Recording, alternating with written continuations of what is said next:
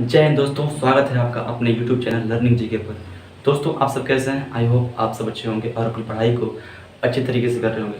दोस्तों, आइए आज हम शुरू करते हैं भूगोल का काफ़ी महत्वपूर्ण टॉपिक, जिसका नाम है अक्षांश और देशांतर। यहाँ से प्रत्येक प्रतियोगी परीक्षाओं में क्वेश्चंस डायरेक्टली पूछ लिए जाते हैं और ये काफ़ी इंपॉर्टेंट है। इससे हम तमाम ज़रूरी चीज़ों को पता लगाते हैं, जिससे हम समय की स्थिति का पता लगाते हैं, जैसे हम किसी क्षेत्र की जलवायु का पता लगाते हैं। ये सभी इंपॉर्टेंट चीज़ें हैं हमारी डेली लाइफ के लिए जो ज़रूरी होती है। आइए देखते हैं अक्षांश और देशांतर को काफ़ी आसान तरीके से, आसान वे में, और इस वीडियो में आपका जो भी डाउट होगा वो क्लियर हो जाएगा।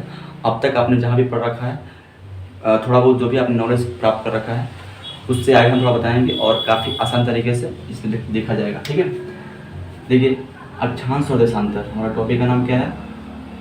अक्षांश और देशांतर। दोस्तों, अक्षांश और देशांतर ये दोनों टॉपिक बहुत ही महत्वपूर्ण है। इसको आप ध्यान से, मैं जितना भी स्टेप बाय स्टेप पढ़ाऊंगा, बताऊंगा, उसको आपको देखना है ध्यान से। यहाँ पे आपने मन को एकाग्रचित करके यहाँ पे देखना है। ठीक है दोस्तों, इसके लिए हम पहले बनाएंगे पृथ्वी का एक ग्लोब। ठीक है दोस्तों, आपने जब पृथ्वी का ग्लोब देखा होगा, जो एक डमी ग्लोब आता है जिसको घुमाया जाता है हाथ से, उससे आपने देखा होगा कि तीन मुख्यतः काल्पनिक रेखाएं होती हैं। तीन मुख्यतः जो होती हैं काल्पनिक रेखाएं, उनका नाम है, जो सबसे ऊपर होती है ऐसे, इसका नाम है कर्क रेखा। क्या नाम है इसका? कर्क रेखा। जो बीच वाली रेखा है, जो ऐसे बीच में रहती है, इसका नाम है विषुवत रेखा। क्या नाम है? विषुवत रेखा। ठीक है, और जो रेखा सबसे नीचे पड़ती है, मतलब कहने का जो मेन है, इसमें तो ऐसी रेखाएं बहुत सारी हैं, लेकिन मैं जो मेन बता रहा हूँ, जो आपने अगर केयर किया और देखा होगा, तो जो मुख्यतः तीन रेखाएं हैं काल्पनिक, ऊपर कर्क रेखा है, बीच में विषुवत है और नीचे एक मकर रेखा है। इसका नाम क्या है? तो मकर रेखा। ठीक है, तो दोस्तों ये तीन जो है ये काल्पनिक रेखाएं हैं जो ग्लोब पर देखी जाती हैं। ठीक है, हमको यहाँ पे अभी इससे मतलब है विषुवत रेखा से। ठीक है दोस्तों, उसके बाद से हम इन दोनों के बारे में भी हम अच्छे से जानेंगे। ठीक है, इस पर काफ़ी क्वेश्चंस पूछे गए हैं, उनको भी जानेंगे, क्या क्या इस पे क्वेश्चन आ सकते हैं और क्या क्वेश्चन पूछे गए हैं पहले के। ठीक है, तो आइए देखते हैं। पहले दोस्तों हम पहले जानेंगे अक्षांश क्या होता है। अक्षांश, अक्षांश का मतलब क्या हुआ? ठीक है दोस्तों, अक्षांश होता है, उसको कहते हैं, जैसे मान लीजिए यहाँ पे पृथ्वी का सेंटर है। ठीक है, और ये विषुवत रेखा है। ठीक है, समझ रहे हैं ना?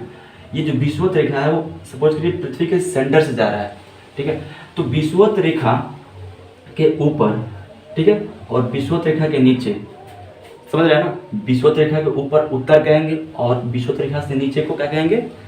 दक्षिण कहेंगे। ठीक है, और जो विषुवत रेखा होता है, विषुवत क्या करता है, वो पृथ्वी को दो बराबर भागों में विभाजित कर देता है। तो उत्तरी भाग को उत्तरी गोलार्ध कहते हैं और निचले भाग को दक्षिणी गोलार्ध कहते हैं। एक्चुअली गोला है, मतलब गोला तो पृथ्वी एग्जैक्टली नहीं है, उस पृथ्वी के आकार को हम जियोड कहते हैं, कुछ इस टाइप का है। ठीक है, ये है जियोड। क्या है? जियोड। लेकिन हम मान लेते हैं कि पृथ्वी गोला है।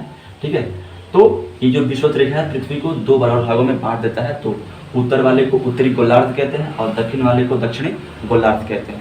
आई होप आप समझ गए होंगे। तो दोस्तों देखिए, यहाँ पे ये पृथ्वी का सेंटर है, पृथ्वी का सेंटर है। ठीक है, तो हम अक्षांश उसे कहेंगे। देखिए दोस्तों, पृथ्वी के सेंटर से विषुवत रेखा के ऊपर या नीचे, ठीक है, पृथ्वी के सेंटर से विषुवत रेखा के ऊपर या नीचे, ठीक है, पृथ्वी की किसी सतह पर, ये पूरा क्या है? ये पृथ्वी का सरफेस है। जितना ये सब है, ये सब ये जितना क्या है, ये पृथ्वी का सरफेस है। हम लोग जहाँ पे मौजूद हैं, पूरी दुनिया जहाँ पे अभी है, वो पृथ्वी के सतह पर है, पृथ्वी के सरफेस पर है। ठीक है, पृथ्वी के हम लोग नीचे नहीं हैं और ना ही हम पृथ्वी के ऊपर हैं, हम पृथ्वी के सतह पर हैं। ठीक है दोस्तों, तो देखिए यहाँ पे ये पृथ्वी का सेंटर है। पृथ्वी के सेंटर से विषुवत रेखा के ऊपर या नीचे, ठीक है, पृथ्वी के किसी सतह पर केंद्र से मापी गई कोणीय माप, समझ रहे हैं ना? विषुवत रेखा से ऊपर या नीचे, ठीक है, पृथ्वी के केंद्र से, ठीक है, मापी गई कोणीय माप होती है, उसी को क्या बोलते हैं, अक्षांश बोलते हैं। जैसे मान लीजिए ये पृथ्वी का सेंटर हो गया, ठीक है, इससे ये मान लीजिए पृथ्वी का सेंटर हो गया, और यहाँ से मान लेते हैं ये वाला हमारा सेंटर हो गया, ये वाला हम ऊपर कर रहे हैं तो एक एंगल हुआ यहाँ पे, जो कि इस एंगल का मतलब ये एंगल का मान लेते हैं यहाँ पे 1 डिग्री बन रहा है एंगल, ठीक है। तो यहाँ पे सतह पे हम इसको 1 डिग्री मान लेंगे, ठीक है, कि 1 डिग्री का एंगल कहाँ बना है, इसके सेंटर पे बना है, ठीक है। तो ऊपर विषुवत रेखा से ये विषुवत रेखा हो गया, इससे ऊपर, ठीक है, ये बना मतलब एक एंगल बना, ठीक है, इसको हम एक अक्षांश बोल देंगे। अगर वही विषुवत रेखा से नीचे करेंगे तो ये नीचे आ जाएगा, ठीक है। तो ये क्या होगा, ये दक्षिण में 1 डिग्री का अक्षांश बना सकते हैं। तो आसान तरीके से हम बात करें तो क्या हो सकता है, विषुवत रेखा क्या है, सॉरी ये अक्षांश क्या है, एक कोणीय माप है। विषुवत रेखा से ऊपर उत्तर में और विषुवत रेखा से दक्षिण में पृथ्वी के सेंटर पर बना एक कोणीय माप होता है, समझ गए। यहाँ पे तो जितने भी हम मतलब सपोज करिए यहाँ पे ये 0 डिग्री का है, मतलब यहाँ पे ये विषुवत रेखा जा रही है तो यहाँ पे कोई एंगल भी नहीं बना है तो ये भी 0 डिग्री है, ठीक है।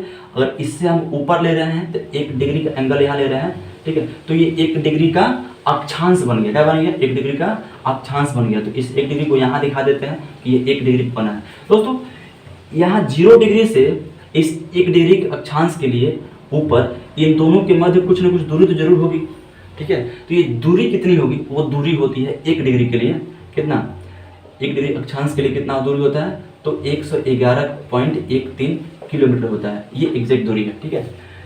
ये हमने इसको देखा है क्राउन का जो आता है जीके का किताब, उसमें ये 111.13 किलोमीटर ये दिया गया, ठीक है।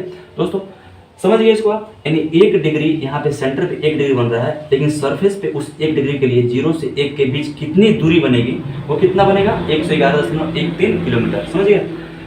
तब जैसे एक यहाँ बना है, अब वैसे यहाँ पे 2 डिग्री का बनेगा, यहाँ पे 2 लिख देंगे, यहाँ पे 3 डिग्री का बनेगा सरफेस में, यहाँ पे 3 लिख देंगे। ऐसे करते करते कहाँ तक चलेंगे, ऐसे करते करते हम 90 तक पहुँचेंगे, ठीक है, यहाँ पे 90 डिग्री, ठीक है। दोस्तों यहाँ पे पृथ्वी का 2 ध्रुव होता है, पोल होता है, एक ऊपर होता है इसको नॉर्थ पोल कहते हैं, और जो नीचे होता है उसको साउथ पोल कहते हैं। ऊपर वाले को उत्तरी ध्रुव या नॉर्थ पोल, और नीचे वाले बोलते हैं दक्षिणी ध्रुव या साउथ पोल, ठीक है। आई होप आप समझ गए होंगे। जैसे विषुवत रेखा से उत्तर में कुल अक्षांश बने, ठीक है, वैसे ही विषुवत रेखा से दक्षिण में बहुत सारे अक्षांश बनेंगे। जैसे यहाँ पे दक्षिण में 1 डिग्री अक्षांश बना, वैसे ही 2 का बनेगा, 3 का बनेगा, 4 का बनेगा, 5 का, करते करते कहाँ तक, 90 तक, ठीक है, 90 डिग्री तक क्या बनेगा, अक्षांश बनेगा, समझ रहे हैं। दोस्तों इस प्रकार से हम इसको देख लिए कि अक्षांश क्या होते हैं। आई होप आप समझ गए होंगे। अगर समझ में ना आया हो फिर से तो आप कमेंट में कर सकते हैं कहाँ आपको डाउट लग रहा है, ठीक है। आई होप कि आप समझ गए होंगे इसको।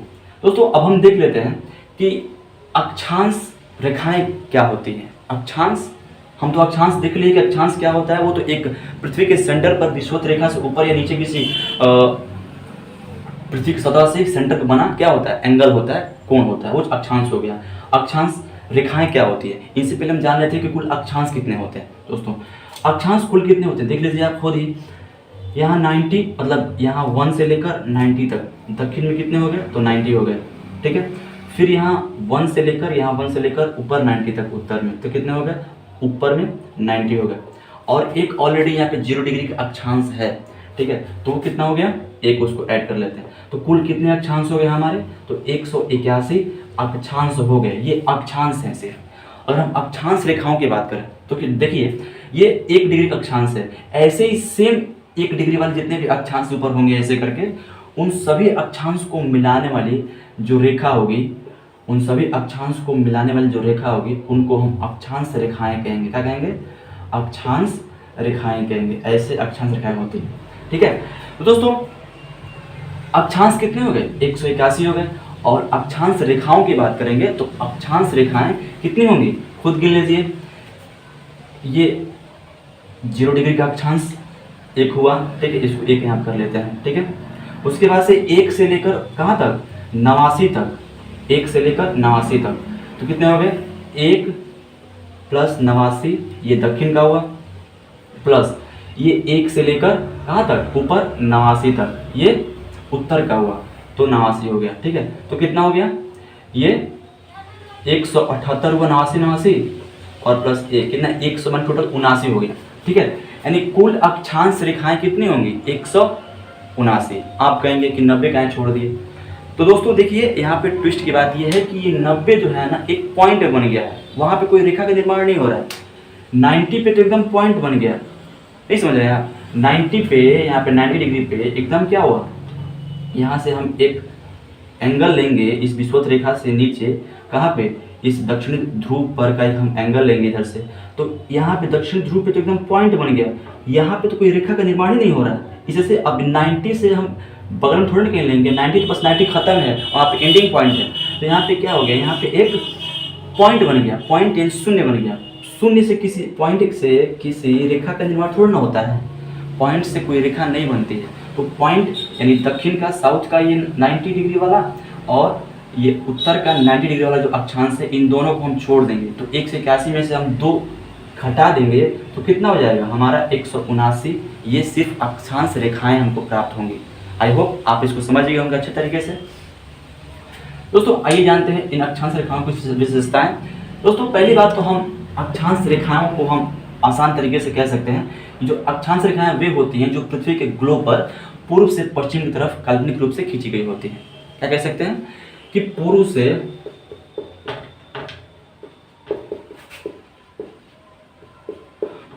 पश्चिम या पश्चिम से पूर्व कह सकते हैं। ग्लोब पर, पृथ्वी के ग्लोब पर क्या होती है कि पूर्व से पश्चिम या पश्चिम से पूर्व काल्पनिक रूप से जो रेखाएं खींची गई होती हैं, काल्पनिक रूप से, वास्तविक रूप से नहीं, ये कल्पना की गई होती है रेखाएं, ठीक है, जिनसे हम अपनी अध्ययन को अच्छे तरीके से कर सके। तो उनको क्या बोलते हैं, उनको कहते हैं हम अक्षांश रेखाएं। समझ गए दोस्तों। आइए हमारा दूसरा विशेषता है दोस्तों, इन अक्षांश रेखाओं के बीच की जो दूरी मैंने बताया, प्रत्येक 1 डिग्री अक्षांश के लिए दूरी कितनी होती है, तो 1 से 11, यानी प्रत्येक अक्षांश के बीच में ये जो दूरी होती है, प्रत्येक अक्षांश के बीच में दूरी कितनी होती है, तो 111.13 किलोमीटर होती है, ठीक है। कहीं कहीं आपको 1 से 11 किलोमीटर मिलेगा एग्जैक्टली, लेकिन सही है, कोई दिक्कत नहीं, लेकिन 111.13 किलोमीटर भी ये चलेगा, ठीक है। तो मतलब प्रत्येक किन्हीं 2 अक्षांश के मध्य दूरी कितनी होती है, तो 1 से 11 किलोमीटर की दूरी होती है दोस्तों। तो कितनी होगी, तो 1 से 11.13 किलोमीटर की दूरी हो गई किन्हीं 2 अक्षांश के मध्य में। समझ गए। तीसरी विशेषता है दोस्तों, अक्षांश जो रेखाएं होती हैं, इनके जो मध्य, ये जो जितने अक्षांश रेखाएं हैं, इनके मध्य की जो क्षेत्र होता है उनको कटिबंध कहा जाता है। जो किन्हीं 2 अक्षांश रेखाओं की जो क्षेत्र, जो मतलब मध्य में जो क्षेत्र होता है, ये वाला रीजन, ठीक है, इन क्या कहते हैं, इनको हम कटिबंध कहते हैं। क्या कहते हैं, कटिबंध। इन्हें क्या कहते हैं, यानी मान लीजिए यहाँ पे 2 अक्षांश रेखाएं हैं, ये वाली और ये वाली, इनके मध्य का जो क्षेत्र होगा ये वाला, इन्हें क्या कहेंगे, तो इन्हें कटिबंध कहेंगे। क्या कहेंगे, तो इन्हें कटिबंध कहेंगे, ठीक है दोस्तों। ये जो अक्षांश रेखाएं होती हैं वो एक दूसरे के पैरेलल होती हैं। क्या होती हैं, पैरेलल होती हैं, एकदम पैरेलल होती हैं, पैरेलल, ठीक है। तो ये क्या होती है, समानांतर होती हैं। ये अक्षांश रेखाएं क्या होती है, ये समानांतर होती है, समानांतर, ठीक है। समझ गए इसको दोस्तों। एक और विशेषता है दोस्तों, ये जो अक्षांश रेखाएं होती हैं, ये ध्रुवों पर मतलब इनका जो लंबाई होता है वो छोटा हो जाता है। कैसे, देखिए, जैसे मान लीजिए हम अगर विषुवत रेखा या इसको एक और नाम होता है भूमध्य रेखा। क्या नाम होता है, भूमध्य रेखा दोस्तों। इसको हम भूमध्य या विषुवत दोनों बोल सकते हैं, ठीक है। विषुवत रेखा पर जो अक्षांश रेखाओं की जो लंबाई होती है वो ज़्यादा होती है। कैसे, जैसे मान लेते हैं ये विषुवत रेखा पर लंबाई है, इतना मतलब चौड़ा है, क्योंकि पृथ्वी जो है बीच में ज़्यादा मोटा है, ठीक है, और ध्रुवों पर थोड़ा पतला है, ठीक है। तो विषुवत रेखा पर क्या होगी, अक्षांश रेखाओं की लंबाइयाँ ज़्यादा होंगी, मतलब वहाँ पे ज़्यादा दूरी तय करना पड़ेगा। जाहिर सी बात है, मान लेते हैं यहाँ पे गोला है एक, ठीक है, तो हम इसकी लंबाई का पता कैसे लगाएंगे, जब इसको हम पूरा नापेंगे चल के, तभी ना कितना किलोमीटर लंबा है, कितना मीटर लंबा है, तभी तो मतलब जो पृथ्वी का जो बीच वाला हिस्सा है उस पर हम चलेंगे तो सबसे अधिक दूरी तय करनी पड़ेगी। जाहिर सी बात है कि वो ज़्यादा लंबी होगी, ठीक है। तो अगर हम वही चलेंगे ध्रुवों की तरफ तो ये लंबाई छोटा होता जाएगा। क्या होता जाएगा, छोटा होता जाएगा। ये उत्तर में चले, वैसे दक्षिण चलेंगे तो लंबाई क्या होता जाएगा, छोटा होता जाएगा, ठीक है। मतलब ये जो अक्षांश रेखाएं जो पूर्व से पश्चिम की तरफ होती हैं, गोलाकार होती है पृथ्वी पर, ऐसे ऐसे ऐसे ऐसे ऐसे ऐसे ऐसे, ठीक है, वो क्या होती है, वो ध्रुवों की तरफ छोटी होती जाती है, और जो विषुवत रेखा है, भूमध्य रेखा है, इस पर बड़ी रहती है, ठीक है। जो अगर हम बात करें सबसे जो बड़ी अक्षांश रेखा है वो कौन है, तो सबसे जो बड़ी अक्षांश रेखा है, सबसे बड़ी अक्षांश रेखा, अक्षांश रेखा, ठीक है, वो कौन है? तो वो जाहिर सी बात है विषुवत रेखा है। क्या है?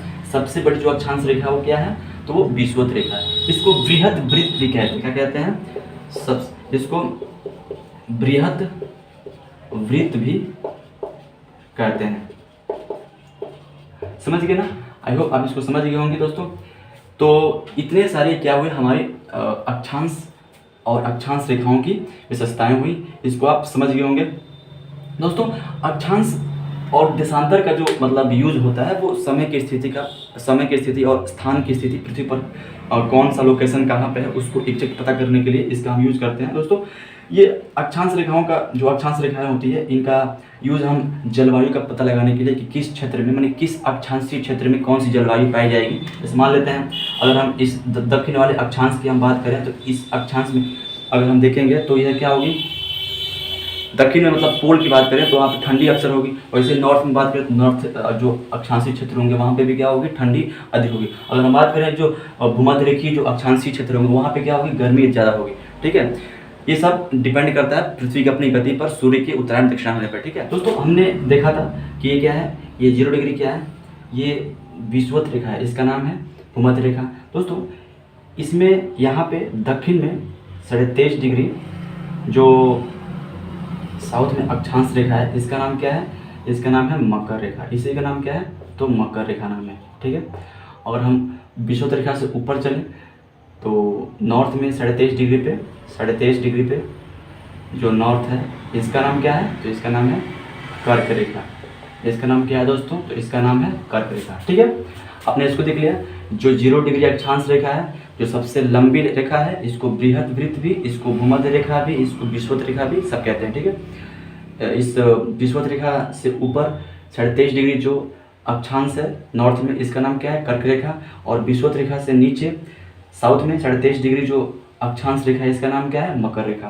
दोस्तों इससे ऊपर चलेंगे और तो यहाँ पे 66.5 डिग्री पे जो अक्षांश रेखा है ना, नॉर्थ में जो 66.5 डिग्री जो अक्षांश रेखा है इसका नाम है आर्कटिक वृत्त। क्या नाम है, आर्कटिक वृत्त नाम है। क्या नाम है इसका, आर्कटिक वृत्त। और साउथ में चलेंगे तो इतना ही अक्षांश, पहले 66.5 डिग्री अक्षांश साउथ में, इसका नाम हो जाएगा अंटार्कटिक वृत्त। क्या हो जाएगा, अंटार्कटिक वृत्त। दोस्तों आपने इसको देख लिया। तो फ्रेंड्स आपने देख लिया होगा इसको कि अक्षांश रेखा कौन कौन कहाँ पे है और किस अक्षांश रेखा का क्या नाम है। ठीक है, जो नाम ज़्यादा प्रसिद्ध है उसको हमने आपको बता दिया है। ठीक है दोस्तों, अब हम पता करेंगे जो ये कर्क रेखा है। आपने क्वेश्चन इस पर पढ़ा होगा, देखा होगा कि जो कर्क रेखा है ये भारत के ऊपर से भारत को गुजरती है, मतलब भारत को 2 बराबर भागों में बांट देती है। ठीक है, जो कर्क रेखा है ये भारत के ऊपर से एकदम उसके बीचों बीच से गुजरती है और भारत को 2 बराबर भागों में बांट देती है। तो ये कर्क रेखा बांटती है, यानी कहने का मतलब हमको पहले भारत की स्थिति को पता करना होगा कि भारत का लोकेशन कहाँ पे है, तब हम जानेंगे कि कर्क रेखा क्या होती है, उस पर से जाती है। ठीक है, तो हम इसके लिए पहले हम यहाँ पे ड्रॉ करेंगे नया सा एक ग्लोब। ठीक है दोस्तों, यहाँ ध्यान से देखिए आप दोस्तों, यहाँ पे आप ध्यान से देखिए, ये ग्लोब हो गया, ये हो गया विषुवत रेखा 0 डिग्री पे, ये हो गया कर्क रेखा। ठीक है, 23 डिग्री पे नॉर्थ कर्क रेखा, इसको बोलते हैं ट्रॉपिक ऑफ कैंसर। ठीक है इंग्लिश में। और 23 डिग्री साउथ में हो गया मकर रेखा, ट्रॉपिक ऑफ कैप्रिकॉर्न। दोस्तों भारत की स्थिति पता है कहाँ है, इस विषुवत रेखा के ऊपर, मतलब मेरा कहने का क्या कि भारत की स्थिति उत्तरी गोलार्ध में है। कहाँ पे है, उत्तरी गोलार्ध में। और भारत स्थित यहाँ पे है,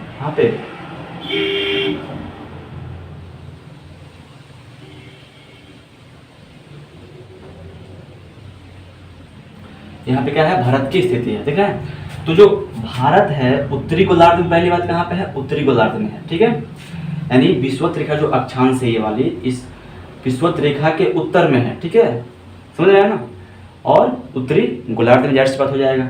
ठीक है, और देखिए ध्यान से, ये कर्क रेखा का जो ये वाला अक्षांश है 23.5 नॉर्थ, नॉर्थ क्यों लिखें, क्योंकि वो उत्तरी गोलार्ध में, उत्तर को हमको डिनोट कर रहा है कि वो उत्तरी गोलार्ध में, ठीक है। अगर हम बात करें देशांतर से, तो देशांतर से ये पूरब में होगा, हालांकि हम उसको बताएंगे भी, अगले टॉपिक पे वही आएगा, ठीक है। लेकिन अब इसको समझ लीजिए कि क्या है, ये कर्क रेखा 23.5 नॉर्थ पे वो है, वो क्या होती है, भारत के बीचों बीच से गुजरती है, भारत के 8 राज्यों से वो होकर गुजरती है। वो 8 राज्य कौन कौन है देख लीजिए एक बार। पहले तो यहाँ पे आती है, पहले तो यहाँ पे गुजरात है, पहले गुजरात है, उसके बाद राजस्थान है, फिर उसके बाद से मध्य प्रदेश आता है, फिर उसके बाद छत्तीसगढ़ आता है, फिर उसके बाद झारखंड आता है, फिर उसके बाद क्या आता है, पश्चिम बंगाल, फिर उसके बाद त्रिपुरा आता है, और उसके बाद मिजोरम आता है दोस्तों। तो ये 8 राज्य हैं जिनसे क्या होता है, कर्क रेखा गुजरता है। आप देखे होंगे, अगर आप मतलब अध्ययन किया होगा तो भारत के मतलब ये जो है मध्य प्रदेश का जो राजधानी है भोपाल, वो भी क्या होता है, इस कर्क रेखा के आसपास ही पड़ता है, रांची के ऊपर से एग्जैक्ट कर्क रेखा गुजरता ही है, ठीक है। तो ऐसे करके क्वेश्चन पूछ ले जाता है, कभी कभी कभार जो होता है आयोग या होते हैं वो क्वेश्चन पूछ लेते हैं हर एक एग्जाम में, ठीक है, कि कर्क रेखा के आसपास कौन सी ऐसी सिटी है, या फिर कर्क रेखा के से कौन सिटी कितना दूर है, इसका सीक्वेंस बना के पूछ लेता है क्वेश्चन। तो ये हमको जानना जरूरी था, ठीक है। हम जान गए कि भारत कहाँ पे है, तो भारत उत्तरी गोलार्ध में है, भारत के ऊपर से बीचों बीच से गुजरता है कर्क रेखा, 8 राज्यों को पार करता है। समझ गए इतना दोस्तों। और हम आपको पहले समझा चुके हैं अक्षांश क्या होता है अच्छी तरीके से। दोस्तों आपने देखा होगा कि ये जो नीचे जो ऑस्ट्रेलिया है, ऑस्ट्रेलिया से करके है, ठीक है, यानी जो मकर रेखा है ना वो ऑस्ट्रेलिया को पार करता है, ठीक है। मकर रेखा जो है ऑस्ट्रेलिया के बीचों बीच गुजरता है, ठीक है। और एक महाद्वीप है, इसका नाम है अफ्रीका महाद्वीप, ठीक है, ऐसे करके है, ऐसे करके, ठीक है। ये जो महाद्वीप है अफ्रीका, ये वाला इतना, ठीक है, मतलब ये जो तीनों रेखाएं हैं, अक्षांश रेखाएं, ये तीनों क्या होती हैं, कर्क, विषुवत और मकर, ये तीनों क्या होती हैं, ये अफ्रीका महाद्वीप को पार करती हैं। एक ही ऐसा महाद्वीप है जो तीनों रेखाओं से क्या है, संबंधित है, यानी इसको तीनों रेखाएं क्या करती हैं, पार करती हैं, ठीक है। इसमें से क्वेश्चन ये आता है कि कौन सा कंट्री, किस कंट्री के ऊपर से कौन सी रेखा गुजरती है, ठीक है। तो इसको अगली क्लास में बता दिया जाएगा, ठीक है दोस्तों। तो ये आपके लिए काफ़ी इंपॉर्टेंट था, इतना अगर आपको समझ में आया हो अक्षांश तो बहुत अच्छी बात है दोस्तों। चलते हैं फिर अपने अगला टॉपिक पर, जिसका नाम क्या है, देशांतर, ठीक है दोस्तों। आइए चलते हैं।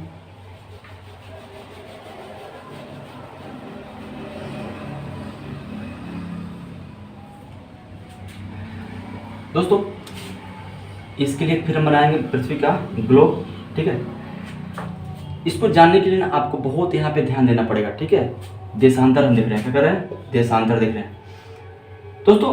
पहले हम पृथ्वी को 2 हिस्सों में बांट लेते हैं, क्या करते हैं, 2 हिस्सों में इसको बांट लेते हैं, और 3D शेप में, ठीक है। तो इसको हम पहले 2 हिस्सों में बांट लेते हैं। ये पृथ्वी का ऊपरी हिस्सा हो गया, ठीक है, ये वाला ऐसे करके, ठीक है, और ये वाला जो हिस्सा हो गया ये पृथ्वी का निचला हिस्सा हो गया, ठीक है।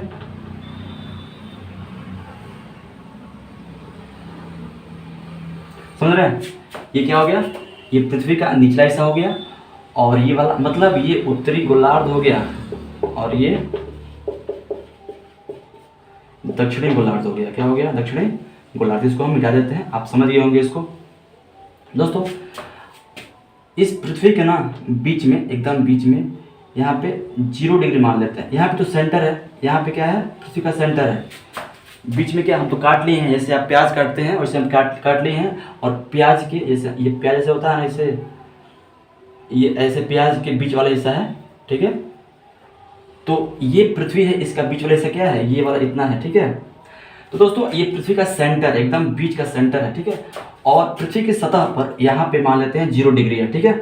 यहाँ से यहाँ के लिए तो क्या होगा, 0 डिग्री न होगा, यहाँ से यहाँ पे चलेंगे तो 0 डिग्री होगा, मतलब सीधा तो क्या होगा, 0 ही होगा, ठीक है। अगर आजू बाजू हटेगा तो एंगल बढ़ेगा, ठीक है। यहाँ पे 0 डिग्री होगा, ठीक है दोस्तों। यहाँ मान लेते हैं 0 डिग्री, ये सीधी एक लाइन ऐसे है 0 डिग्री, ठीक है। तो दोस्तों देशांतर किसे कहते हैं उसको समझिए, ठीक है। मतलब ये 0 डिग्री है, इस 0 डिग्री से ये सब क्या है, ये सब पृथ्वी का सरफेस है, ये क्या है, पृथ्वी का सरफेस है, ठीक है। 0 डिग्री से पूरब या पश्चिम, इधर पूरब हुआ इधर पश्चिम हुआ, ठीक है। पहले बात समझ लीजिए, 0 डिग्री को क्या कहते हैं, हम प्रधान मध्याह्न करते, क्या करते हैं, प्रधान मध्याह्न करते हैं, ठीक है, प्रधान मध्याह्न करते हैं, प्राइम मेरिडियन, ठीक है, करते हैं। और जब इस पे एक लाइन बनती है पूरा एक मतलब 0 डिग्री का, नॉर्थ से लेकर साउथ तक, मतलब उत्तरी ध्रुव से लेकर दक्षिणी ध्रुव तक, तो उसको बोलते हैं प्रधान मध्याह्न रेखा, या उसको बोलते हैं प्राइम मेरिडियन लाइन, ठीक है दोस्तों। इसको हम रेखा मान लेते हैं, ठीक है, नॉर्थ से लेकर साउथ तक, तो 0 डिग्री है दोस्तों। सेंटर से हम बात करते हैं, पृथ्वी के सेंटर से हम इसलिए काट लिए हैं यहाँ पे ताकि आपको सेंटर दिखा पाएं। तो पृथ्वी के सेंटर से इस प्राइम मेरिडियन लाइन के पूरब या पश्चिम, ठीक है, पूरब या पश्चिम पृथ्वी के किसी सतह पर, ठीक है, पृथ्वी के किसी सतह पर एक लाइन खींचते हैं, तो इस प्राइम मेरिडियन लाइन और उस लाइन के मध्य एक एंगल बनता है। समझ रहे हैं आप? पृथ्वी के केंद्र, यहाँ पे केंद्र है पृथ्वी का, मतलब पृथ्वी के अंदर के केंद्र की बात हो रही है, ठीक है, पृथ्वी का केंद्र से पृथ्वी के किसी सतह पर प्रधान मध्याह्न रेखा के पूरब या पश्चिम, ठीक है, एक लाइन खींचने पर जो हमको कोणीय माप ये प्राप्त होता है ना, ठीक है, तो इसी को क्या बोलते हैं, देशांतर बोलते हैं। हम मान लेते हैं कि पृथ्वी का ये सरफेस हो गया और पृथ्वी के केंद्र से, ठीक है, इस 0 डिग्री के पूरब खींचे हैं एक लाइन इस सरफेस पे, ठीक है, तो वो लाइन खींचने पे तो इस लाइन के बीच में कितना डिग्री एंगल बना, मान लेते हैं एंगल हम लेते हैं 1 डिग्री का, और उसको हम यहाँ पे दिखा देते हैं, ठीक है। तो 1 डिग्री एंगल बना ना यहाँ पे, मतलब यहाँ से लेकर यहाँ पे कुछ दूरी होगी, ठीक है, और इन दोनों लाइनों के बीच में यहाँ पे एंगल बना है ना, तो ये एंगल बना है। वैसे ही हम यहाँ के लिए एक एंगल ले लेते हैं, वैसे ही यहाँ के लिए एंगल ले लेते हैं, वैसे ही हम मतलब यहाँ के लिए एंगल ले लेते हैं, वैसे ही यहाँ के लिए ले सकते हैं। वैसे हम एंगल यहाँ पश्चिम की बात करें तो पश्चिम के लिए एंगल ले सकते हैं। मान लेते हैं यहाँ पे ये 1 डिग्री का एंगल है, जिसको यहाँ दिखा देते हैं, और मान लेते हैं यहाँ पे 2 डिग्री का एंगल यहाँ दिखा देते हैं। तो ऐसे हम मतलब तमाम एंगल्स को प्राइम मेरिडियन लाइन के पूरब और पश्चिम में दिखा देते हैं, और वही पूरब पश्चिम में बनने वाले जो एंगल होते हैं, प्राइम मेरिडियन के पूरब पश्चिम बनने वाले जो एंगल होते हैं, उन्हीं को क्या बोलते हैं, तो देशांतर बोलते हैं। समझ गए? इन दोनों में कुछ अंतर दिख रहा है आपको, अक्षांश और देशांतर में अंतर दिख रहा होगा आपको, जाहिर सी बात है। ये क्या है, उसमें हम जाने थे अक्षांश में कि उसमें जो एंगल बनता है वो विषुवत रेखा के ऊपर और नीचे बनता है।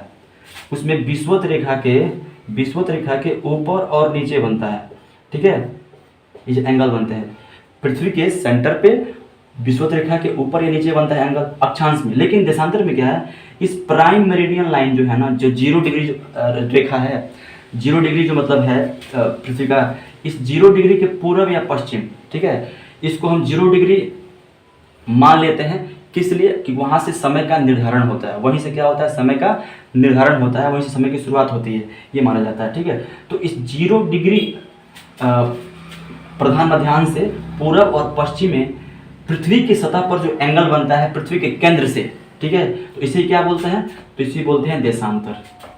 समझ गए? अगर इसको हम ले जाके इसमें मिला दें तो यहाँ से जैसे पूरा इसको खींच देते हैं ऐसे करके, ठीक है, तो ये क्या बनेगा, ये मान लेते हैं ये बना 1 डिग्री का, मतलब प्रत्येक देशांतर के मध्य 1 डिग्री का ही फासला होता है, ठीक है। यहाँ पे 2 डिग्री, यहाँ पे 3 डिग्री, यहाँ पे 4 डिग्री, यहाँ पे 5 डिग्री, ठीक है। करते करते कहाँ तक, ये पूरा जाता है 180 तक, ठीक है, और ये भी घुरिया के 180 के पास ही जाएगा, मतलब 0 से पूरब चलेंगे तो 180 और 0 से पश्चिम चलेंगे तो 180, मतलब इसी के पास पहुंचेगा, ठीक है। तो अगर बात करें तो कुल कितने देशांतर हो रहे हैं ऐसे, तो इधर से चलेंगे, इधर से तो 180 हो गया इधर, और इधर से 179 और एक 0, ठीक है, तो कितना हो गया, इधर 180 और उधर 180, तो 360। टोटल कितने होते हैं देशांतर, तो 360 होते हैं, इसको आप याद रखिएगा, ठीक है। और क्या होता है कि इन्हीं को ऐसे करेंगे, जैसे 0 को हम लेके चलेंगे, मतलब एक देशांतर ऐसे, तो इसको ले जाके ऐसे ले जाके 80 में मिला देंगे, ठीक है। फिर ये 1 को ले जाके उस 1 में मिला देंगे, फिर 2 को ले जाके उस 2 में मिला देंगे, इस 3 को ले जाके उस 3 में मिला, ऐसे करके क्या होती है, ऐसे नॉर्थ टू साउथ, ठीक है, क्या होती है, जो रेखाएं बनती है ना, उत्तरी ध्रुव से जो दक्षिण ध्रुव को लगती है रेखाएं मिलाने, उन्हीं को देशांतरी रेखा कहते हैं। यानी देशांतर को मिलाने के लिए, समान देशांतर को मिलाने के लिए जो रेखाएं काल्पनिक रूप से खींची गई होती है, उन्हें क्या बोलते हैं, तो देशांतरी रेखा बोलते हैं। समझ गए आप? आई होप कि आप समझ गए होंगे मेरी बात को। ठीक है। तो आइए इसको अच्छे तरीके से बना देते हैं, उसके बाद से इसको समझते हैं फिर से। ये पृथ्वी हो गई, ठीक है। ये यहाँ पे खैर विश्व की बात नहीं हो रही है। ये हो गया 0 डिग्री, ये हो गया 0 डिग्री, ठीक है। यहाँ मानते हैं 0, ठीक है। तो यहाँ पे 1 2 करते करते कहाँ तक, 180 तक। ये पीछे की बात है, ठीक है। अगर हम इसको यहाँ 0, अगर हम इसको 3D मानते हैं तो यहाँ 0 होता तो यहाँ 180 होता, लेकिन हम सिर्फ 0 यहाँ मान रहे हैं, ठीक है। तो 1 2 3 पूरा में कितना, 180 तक, और इधर कितना, तो उसी 180 के पास पश्चिम से भी और पूरब से भी, ठीक है। तो कुल कितने हो गए, तो 360 हो गया देशांतर रेखा, ठीक है। तो ये इंपॉर्टेंट था दोस्तों। हम इसको आसान तरीके से कह सकते हैं, इसकी विशेषताएं क्या क्या हैं। इस प्रकार से होती है ये रेखाएं, देशांतरी रेखाएं इस प्रकार से, ठीक है दोस्तों। हम कह सकते हैं आसान तरीके से कि ग्लोब पर मौजूद वे काल्पनिक रेखाएं जिनको उत्तरी ध्रुव से दक्षिण ध्रुव को मिलाया जाता है, ठीक है, उन्हें क्या बोलते हैं, उनको बोलते हैं देशांतरी रेखाएं, ठीक है दोस्तों। देशांतरी रेखाओं में ना जो सबसे अधिक फासला होता है ना, दो देशांतरी रेखाओं के मध्य सबसे अधिक जो फासला होता है वो कहाँ पे होता है, वो विषुवत रेखा पर होता है, भूमध्य रेखा पर होता है। यहाँ पे जो ये फासला है क्या बोलते हैं, ये देशांतर रेखाओं के मध्य उनके बीच जो अधिक फासला है, अधिकतम जो दूरी होती है कहाँ होती है, तो विषुवत रेखा पर होती है। तो ये दूरी कितनी होती है, तो ये होती है 111.32 किलोमीटर, ठीक है। ये दूरी कितनी होती है, तो 111.32 किलोमीटर, ठीक है। अगर यही चलेंगे हम ध्रुवों की तरफ, क्या होगी, तो ये दूरी घटती जाएगी, ठीक है। ये दूरी क्या होगी, घटती जाएगी, मतलब फासला जो है देशांतर रेखाओं के मध्य वो घटता जाएगा। यहाँ पे क्यों इतना चौड़ा था, क्योंकि बीच में क्या है, पृथ्वी थोड़ा मोटी है, ठीक ना, मतलब इसका जो बीच वाला जो व्यास वाला जो एरिया है वो ज़्यादा मोटा, ज़्यादा बड़ा है, ठीक है। तो इस तरीके से किया है वो, ये ज़्यादा मतलब यहाँ की दूरी हो जाती है दोस्तों। चलते हैं अगली विशेषता पे। अगली विशेषता हमारी ये है दोस्तों, ये जो देशांतर रेखाएं हैं इनमें किन्हीं 2 रेखाओं के मध्य के क्षेत्र को गोर कहते हैं। क्या कहते हैं, गोर। ये दिख रहा है, ये देशांतर रेखाओं के मध्य का, किन्हीं 2 देशांतर रेखाओं के मध्य का जो क्षेत्र होता है उनको हम गोर कहते हैं। क्या कहते हैं, तो ऐसे होता है, तो इनके मध्य का क्षेत्र क्या कहलाता है, तो गोर कहलाता है, उसको गोर कहते हैं, ठीक ना। बात समझ रहे हैं आप दोस्तों। ये जो जितनी देशांतर रेखाएं होती है वो जाके ना, ये मतलब उत्तरी ध्रुव पर मिलती हैं, उत्तरी ध्रुव पर और दक्षिण ध्रुव पर, मतलब ध्रुवों पर मिल जाती हैं। जितनी जो होती है देशांतर रेखाएं वो जाकर क्या होती है, वो ध्रुवों पर सब मिलती हैं, मतलब ध्रुवों पर यहाँ पे पॉइंट हो गया, यहाँ एक पॉइंट हो गया, तो जाकर सब क्या होती है, ध्रुवों पर पॉइंट पर मिलती जाती हैं, समझ रहे हैं। मतलब इधर से आके, मतलब यहाँ पर, इधर से आके यहाँ मिलेगी, इधर से आके यहाँ मिलेगी, मतलब ऐसे करके क्या होती है, जाके सब पूरा ध्रुवों पर मिलती हैं, ठीक है दोस्तों। जितनी होती है, जितनी मतलब देशांतर रेखाएं होती हैं वो क्या होती हैं, सब एक समान होती हैं। देशांतर रेखाएं क्या होती है, सब देशांतर रेखाओं की लंबाइयाँ एक बराबर होती हैं। जितनी देशांतर रेखाएं ऐसे होती हैं उनकी जो लंबाइयाँ होती हैं ना वो एक समान होती है, ठीक है दोस्तों। अगली विशेषता हमारी है, जितनी देशांतर रेखाएं होती हैं वो पृथ्वी को 2 बराबर भागों में बांटती हैं। इस मान लीजिए पृथ्वी हो गया, ऐसे एक रेखा आ रही है ऐसे, ठीक है, तो ये पृथ्वी को 2 हिस्सों में बांट दी। अब एक ऐसी रेखा आ रही है, तो ये भी क्या करेगी, ये भी पृथ्वी को 2 बराबर, मतलब जहां से जो देशांतर रेखा एक गोला बनाएगी उतना से पृथ्वी को 2 हिस्सों में बांट देगी। समझ रहे हैं इतना, तो ये काफी इंपॉर्टेंट था आपके लिए समझने के लिए दोस्तों। आप इसको समझ गए, देशांतर क्या होता है, देशांतर रेखाएं क्या होती हैं, ठीक है। इन रेखाओं के मध्य अधिकतम दूरी कहाँ पे होती है, तो विषुवत रेखा पे होती है, और न्यूनतम कहाँ पे होती है, तो यहाँ पे ध्रुव पर होती है, वहाँ पे शून्य हो जाती है, ठीक है। तो ये काफ़ी इंपॉर्टेंट था दोस्तों। देशांतर रेखाएं इसलिए महत्वपूर्ण है जिससे क्या हो, हम टाइम का निर्धारण करते हैं, ठीक ना। ये 0 डिग्री जो देशांतर रेखा यहाँ से गुजरती है, ठीक है, इसका नाम क्या है, प्रधान मध्याह्न रेखा। और ये ब्रिटेन जो देश है उसका एक मतलब उसकी राजधानी है लंदन, लंदन के ग्रीनविच शहर से गुजरती है, ठीक है। ग्रीनविच शहर से यहाँ पे मान लेते हैं, ठीक ना, उत्तरी गोलार्ध में ही है ग्रीनविच शहर। तो वहाँ से क्या होती है, ग्रीनविच से होकर ये 0 डिग्री मध्याह्न रेखा का गुजरती है, ठीक है। तो इस लाइन को हम ग्रीनविच लाइन भी बोलते हैं। क्या बोलते हैं, ग्रीनविच लाइन भी बोला जाता है। ग्रीनविच क्या है, तो लंदन में मौजूद एक शहर का एक वेधशाला का नाम है, जहाँ से क्या होती है, ये लाइन गुजरती है, ठीक है दोस्तों। ये आता है क्वेश्चन कि ये जो 0 डिग्री मतलब ये ग्रीनविच लाइन है ये कितने महाद्वीपों से गुजरती है, कितने महाद्वीपों से होकर गुजरती है। तो दोस्तों ये मुख्यतः 3 महाद्वीप से होकर गुजरती है, ठीक है। पहला जो महाद्वीप है उसका नाम है सबसे ऊपर है यूरोप महाद्वीप, उसके बाद ये अफ्रीका से थोड़ा सा इसका हिस्सा पड़ता है, फिर उसके बाद नीचे जो है अंटार्कटिका। ये 3 महाद्वीप पड़ते हैं इसके रास्ते में दोस्तों, ये काफ़ी इंपॉर्टेंट है, इसको याद रखिएगा आप, ठीक है। इससे क्या होता है, देशांतर रेखाओं से एक्चुअली इसका काम ये होता है कि इससे समय का मतलब क्या होता है, निर्धारण होता है।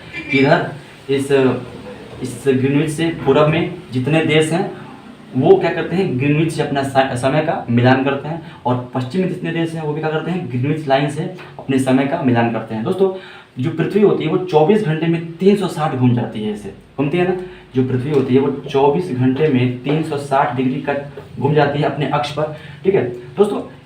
तो एक डिग्री इसको घूमने में ना, इसको 1 डिग्री घूमने में कितना 4 मिनट का समय लगता है, समझ रहे हैं ना।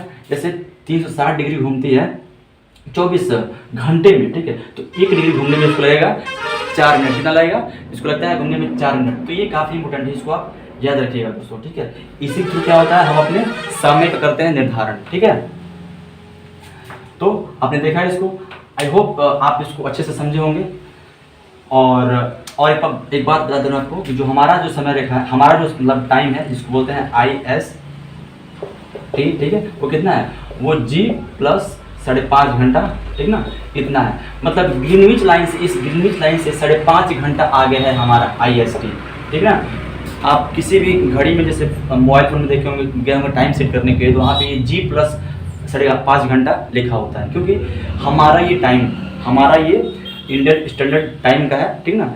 वो क्या होता है, वो ग्रीनविच लाइन से, ग्रीनविच समय से 5.5 घंटा आगे है, ठीक है। और दोस्तों जो 180 डिग्री होता है, इसके जो जस्ट अपोजिट में होता है 0 डिग्री से 180 डिग्री जो होता है देशांतर रेखा, इसको बोला जाता है अंतर्राष्ट्रीय डेट लाइन, इंटरनेशनल अंतर्राष्ट्रीय डेट लाइन, IDL, ठीक है। तो इसको आप याद रखिएगा। आई होप कि आप अक्षांश और देशांतर को अच्छी तरह से समझ गए होंगे। अभी इसमें बहुत सारी फैक्ट्स हैं जो यूजफुल था, उसको मैंने आपको बता दिया है, ठीक है, इसको याद रखिएगा। तो फ्रेंड्स, ये वीडियो कैसा लगा, अगर वीडियो आपको अच्छा लगा हो तो प्लीज़ वीडियो को लाइक कर दीजिएगा। अगर आप कुछ डाउट हो तो आप वीडियो में कमेंट करके आप पूछ सकते हैं, और अगर आप चैनल पर नए हैं तो सब्सक्राइब जरूर कर दीजिएगा। तब तक चलता है, मिलेंगे आपको फिर अगले किसी वीडियो में। बहुत बहुत धन्यवाद।